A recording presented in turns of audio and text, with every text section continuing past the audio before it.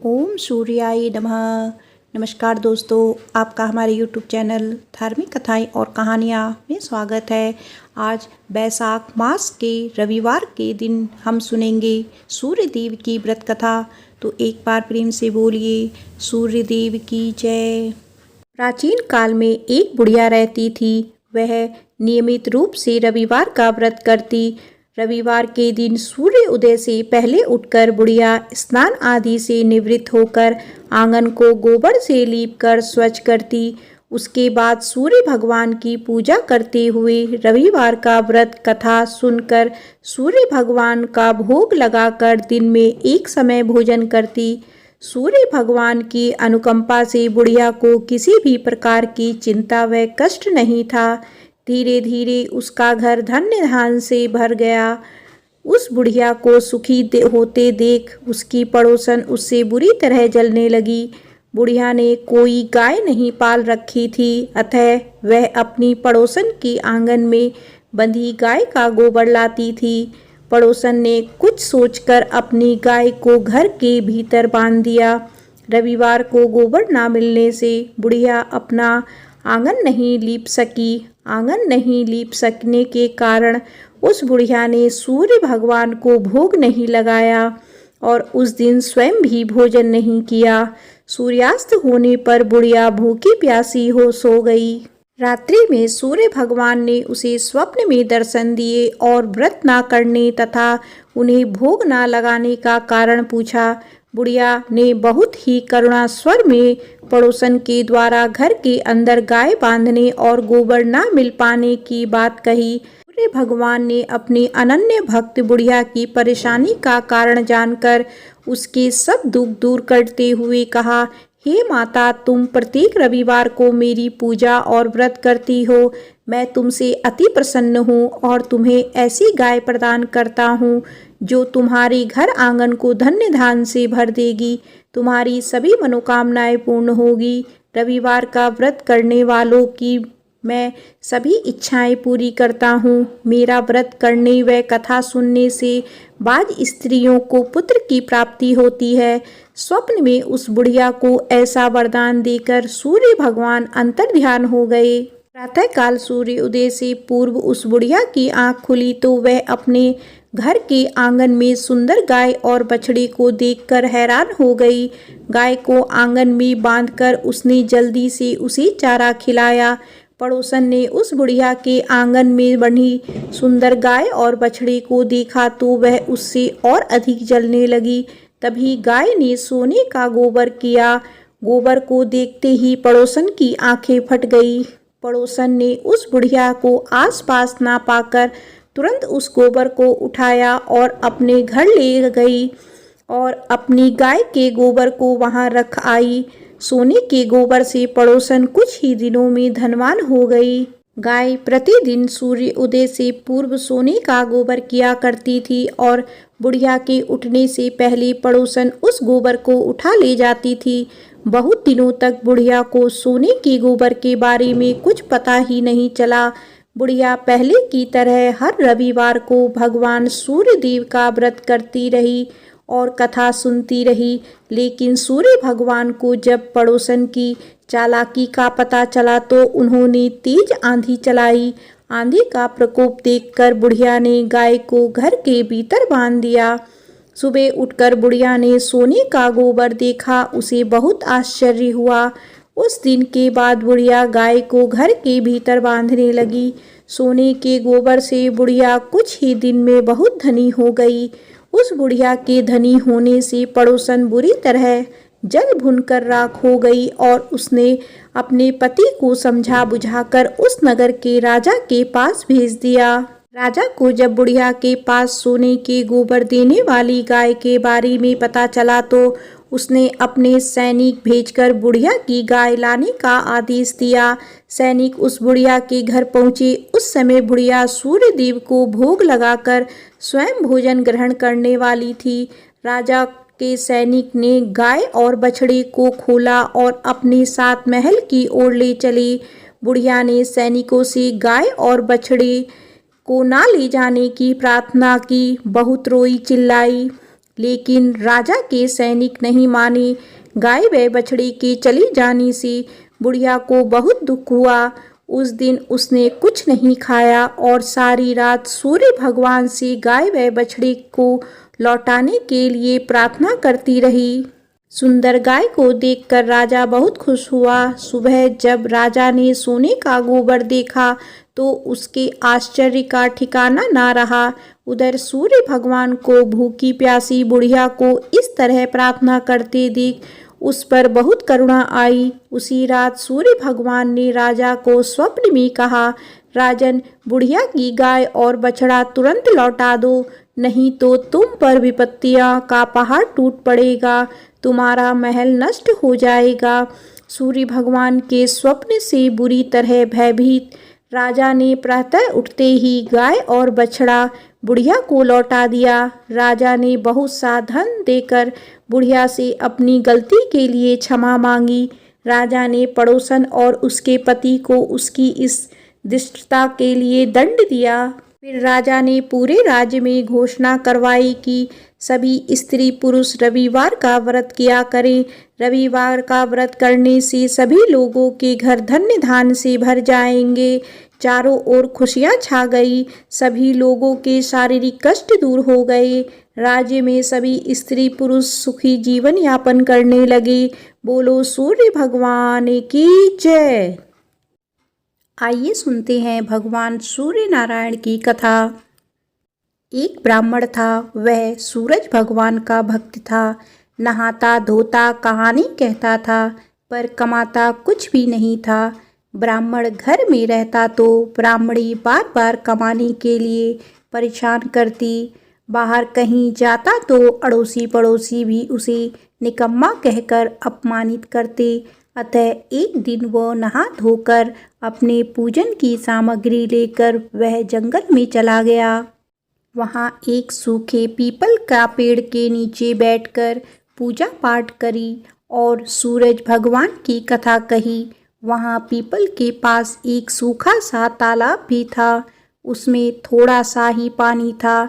उसी पानी से लोटा भरकर सूर्य भगवान को जल चढ़ाया। पूजा का जल बहकर पीपल और सूखे तालाब में भी गया। जल के जाते ही सूखा पीपल हरा भरा तथा सूखा तालाब साफ पानी से भर गया। उस जल में सूर्य भगवान दिखाई देने लगे और कहने लगे, ब्राह्मण, मांग तू क्या मांगता है। ब्राह्मण ने सुना तो वो घबरा गया। सोचने लगता है पीपल में कोई भूत रहता है। रोज जब वह पूजा करता तभी आवाज आती।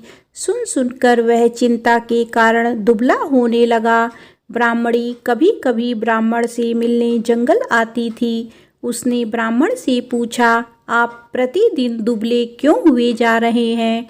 तब ब्राह्मण ने सारा हाल बताया। तब ब्राह्मणी ने कहा कि आपके बाद ही आवाज़ आती है ना। मुझे तो लगता है कि सूर्य भगवान स्वयं आते हैं। इस बार जब आवाज़ आए तो तुम सब कुछ मांग लेना। ब्राह्मण ने बोला, कैसे मांगूं? ज़्यादा कुछ कहना होगा तो मैं भूल जाऊंगा। कोई ऐसी तरकीब बताओ जिससे कम शब्दों में ज़्यादा कुछ मिल जाए। ब्राह्मणी ने कहा, तुम इस प्रकार कहना, 9 खंडे महल के अंदर सोने के पालने में पड़पोते को दास दासियां द्वारा खिलाते अपनी आँखों से देखूं। इस प्रकार लंबी उम्र, महल, बेटे पोते, पड़पोते और धन सब मिल जाए। क्योंकि जब धन होगा तभी तो सोने का पलंग, दास दासियां होंगे और आंखें घुटने ठीक होंगे। तभी तो पड़पोते को सोने के पालने में झूला झूला सकेंगे और देख सकेंगे। दूसरे दिन पूजा के बाद आवाज़ आई तो ब्राह्मण ने वैसा ही कहा जैसा ब्राह्मणी ने समझाया था। सूरज भगवान ने कहा, दिखने में तो भोला भाला लगता है, पर एक ही बार में सब मांग लिया। सूरज भगवान ने कहा, जा तेरी इच्छा पूरी होगी। ब्राह्मण जंगल से घर आया तो देखा कि उसकी टूटी हुई झोपड़ी की जगह एक 9 खंडा महल खड़ा है। दास दासी आ जा रहे थे। ब्राह्मण ने उनसे कहा, यहाँ मेरी झोपड़ी और बूढ़ी ब्राह्मणी थी, कहाँ गई? उस समय महल की खिड़की से एक सुंदर औरत गहनों और सुंदर कपड़ों से सजी हुई बाहर आई और ब्राह्मण से बोली, आ जाओ, ये अपना ही घर है। सूरज भगवान ने तुम्हारी मनोकामना पूर्ण कर दी है। ब्राह्मण ने कहा, हम इतने धन का क्या करेंगे? ब्राह्मणी ने कहा, धन से क्या नहीं होता, दान पुण्य यज्ञ होम करेंगे। फिर ब्राह्मण ने वैसा ही किया। अब सब राजा की जगह ब्राह्मण का गुणगान करने लगे। राजा ने यह सब सुनकर ब्राह्मण को बुलाया और पूछा, कल तक तो आपको खाना भी नहीं मिलता था, आज ये धन कहाँ से आ गया? कहाँ से चोरी डाका डाला? ब्राह्मण ने कहा कि यह सब तो सूर्य भगवान की कृपा है और सारी कहानी राजा को बता दी। राजा ने कहा, मेरे पुत्र नहीं है तो मुझे क्या करना चाहिए? ब्राह्मण ने राजा को सूर्य भगवान की पूजा की विधि बताई। राजा ने वैसा ही किया जो उसके पुत्र हो गया। सब लोग सूर्य भगवान की जय जय बोलने लगे। हे सूर्य भगवान, जैसा ब्राह्मण और राजा की मनोकामना पूर्ण की, वैसी सबकी करना। कहानी कहने वाले की, कहानी सुनने वालों की, सबकी मनोकामना पूर्ण करना। बोलो सूर्य भगवान की जय। आइए सुनते हैं सूरज भगवान की रोट के व्रत वाली कहानी। किसी गांव में एक माँ और उसकी बेटी दोनों सूरज जी की व्रत किया करती थी। एक बार सूरज जी के व्रत वाले दिन माँ ने बेटी से कहा, मैं पानी लेने जा रही हूँ, तू 2 रोट बना कर रख लेना, एक छोटा और एक बड़ा रोट बनाना जो हम पूरा खा सकें, क्योंकि रोट को जूठा नहीं छोड़ते। रोट के आटे में नमक मत डालना, यह अलुना होता है। माँ पानी भरने चली गई और बेटी रोट बनाने लगी। तभी सूरज भगवान एक साधु बाबा का वेश बनाकर वहां आए और भिक्षा मांगने लगे। लड़की ने कहा, मेरी माँ का रोट तो बन गया है, पर मेरा रोट बनेगा, उसमें से आपको दूंगी। बाबा ने कहा, जो रोट बन चुका है उसी में से दे दो, नहीं तो मैं जा रहा हूँ। लड़की ने माँ के रोट में से टुकड़ा तोड़कर दे दिया। जब माँ वापस आई तो बहुत नाराज हुई और बोली, हे लड़की, मेरी रोटी का टुकड़ा दे दिया, मेरी रोटी मुझे साबुत दे।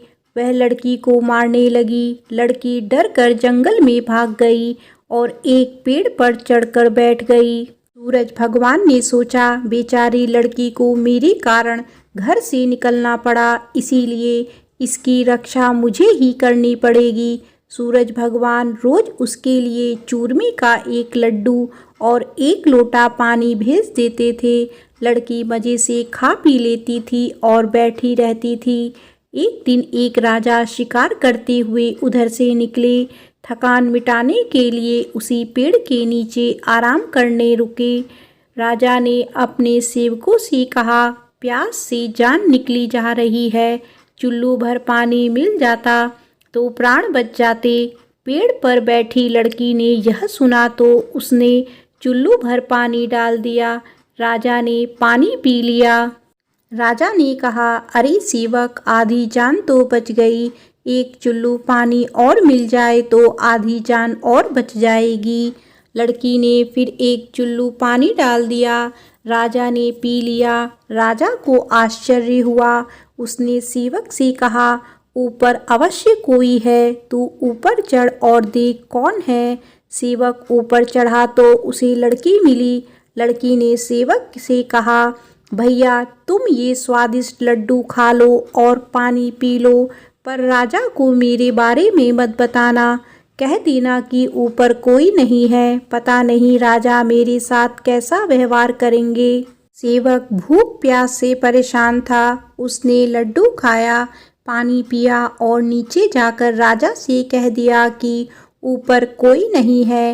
राजा ने सेवक से कहा, तू ऊपर गया तब तो थका हुआ था और आया तो तरोताजा दिख रहा है, नहाया और खाया हुआ मनुष्य छिपता नहीं है। मुझे शक हो रहा है, मैं खुद ऊपर जाकर देखता हूँ। राजा पेड़ पर चढ़ा, वहाँ सुंदर सी ब्राह्मण कन्या को पाया। राजा ने कहा, डरो नहीं, तुम बहुत सुंदर हो, मेरे साथ चलो, मैं तुमसे विवाह करना चाहता हूँ। लड़की राजा के साथ चली गई। राजा ने उसके साथ विवाह कर लिया। साल भर में ही उसने एक सुंदर बालक को जन्म दिया। उसकी अन्य रानियां उसकी देवरानी, जेठानी और उसके पुत्र की सुंदरता से जलने लगी थी। सूरज भगवान का व्रत आया। लड़की रानी ने व्रत के लिए रोट बनाया। दूसरी रानियों ने राजा से कहा, तुम्हारी नई रानी को रोट बनाना नहीं आता, उसका बनाया हुआ रोट खाओगे तो आपका पेट दुखेगा, रानी खाएगी तो कुंवर का पेट दुखेगा। नई रानी ने यह सब बात सुन ली और उसने रोट को थाली के नीचे छुपा दिया और सूर्य भगवान से सहायता के लिए प्रार्थना करने लगी। राजा ने जब पूछा कि थाली के नीचे क्या है, तो उसने कहा कि मेरे गरीब पीहर से आया हुआ उपहार है।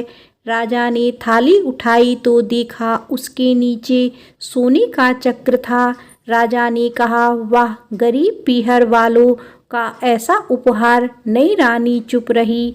एक दिन रानी खिड़की में खड़ी थी, तभी उसे अपनी माँ दिखाई थी, जो दरिद्र अवस्था में छाजले बेच रही थी। उसने सोचा, माँ को यहाँ बुला लें तो यहाँ आराम से रह लेगी। इतने नौकर चाकरों में वह भी कुछ काम कर लेगी और किसी को पता भी नहीं चलेगा। उसने माँ को बुलाया।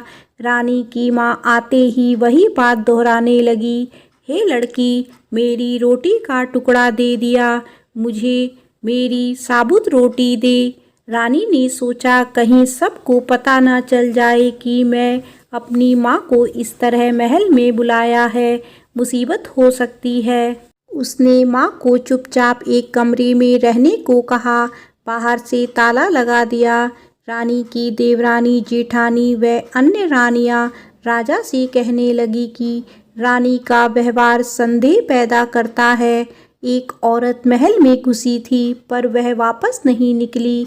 छोटी रानी यह सुन लिया। वह सूर्य भगवान से इस विपत्ति से बचने की प्रार्थना करने लगी। राजा ने वहां आकर उस कमरे की चाबी मांगी। राजा ने कमरा खोला तो वहां सोने की एक मूर्ति थी। राजा ने पूछा, यह मूर्ति कहाँ से आई? रानी ने कहा, मेरे गरीब से पीहर का उपहार है।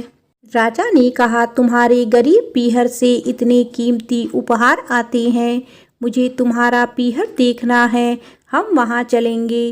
रानी ने फिर सूरज भगवान से मदद मांगी। सूरज भगवान ने कहा कि मैं सवा पहर की व्यवस्था तो कर दूंगा, लेकिन फिर मुझे दूसरी नगरी में उजाला करने जाना होगा। सूर्य भगवान ने जंगल में माया नगरी बसा दी। महल, झरोखे, बाग बगीचे, रिश्तेदार आदि सब माया से बना दिए। महल की रसोई में कई प्रकार के व्यंजन बन रहे थे।